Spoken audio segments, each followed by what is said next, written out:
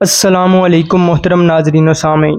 ایک عرصہ ہو گیا کہ ہم سرزمین گجرات کے جائز حقوق کے حصول کے لیے آواز حق بلند کر رہے ہیں، مگر پتہ نہیں کیوں ابھی تک کچھ حاصل نہیں ہو پایا۔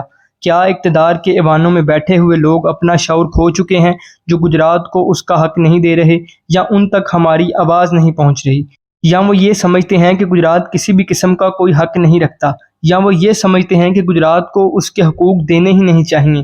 لیکن حقیقت تو یہ ہے کہ یہ ایوان اقتدار میں بیٹھے ہوئے لوگ اتنا ادراک ہی نہیں رکھتے کہ وہ حق بات کو سمجھ سکیں۔ یہ لوگ اقتدار کے ایوانوں میں بیٹھ کر اپنی ذات اور اپنے مفادات کے لیے ہی کام کرتے ہیں۔ انہیں عوام کے جائز حقوق سے کوئی بھی لینا دینا نہیں ہے۔ ساتھ ہی قابل افسوس امر یہ ہے کہ اہلِ گجرات بھی اپنے حقوق کے حصول کے لیے آواز بلند نہیں کر رہے، اور نہ ہی ان کے نمائندگان کچھ کر رہے ہیں۔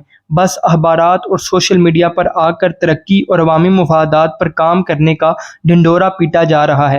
حالت یہ ہے کہ سرزمین گجرات کا سب سے بڑا حق اور فائدہ گجرات ڈویژن کا مکمل طور پر فعال ہونا ہے، لیکن قابل افسوس امر ہے کہ اتنا عرصہ گزر جانے کے باوجود بھی حکومت پنجاب محض سیاسی بدنیتی کے باعث گجرات ڈویژن کو فعال نہیں کر رہی، اور نہ ہی اس سلسلہ میں کسی قسم کا فنڈز مختص کیا جا رہا ہے، اور نہ ہی ایسا کرنے کی کوئی معقول وجہ پیش کی جا رہی ہے۔ اور ادھر گجرات کے نام نہاد سیاستدان نمائندگان اپنے اپنے سیاسی مفادات کا لبادہ اوڑھے ہوئے سوئے پڑے ہیں، اور گجرات کے عوام تو ایسے ہیں کہ جیسے مردہ لاشیں۔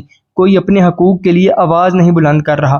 تاجر ہیں تو خاموش، وکلاء ہیں تو خاموش، صحافی ہیں تو خاموش، سوشل میڈیا پر آنے والے بھی خاموش، اور بس۔ یہ انتہائی قابل افسوس امر ہے۔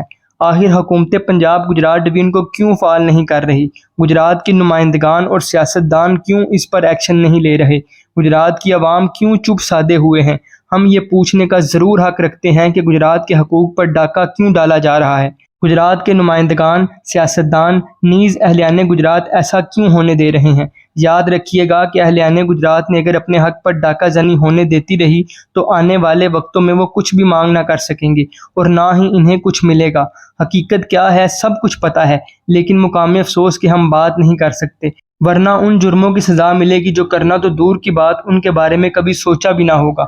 ہمارا شدید مطالبہ ہے کہ فی الفور گجرات ڈویژن کو، اس کے ضلع وزیر آباد کو، تحصیل جلال پور جٹا، تحصیل کنجا اور تحصیل علی پور چٹا کو فعال کیا جائے۔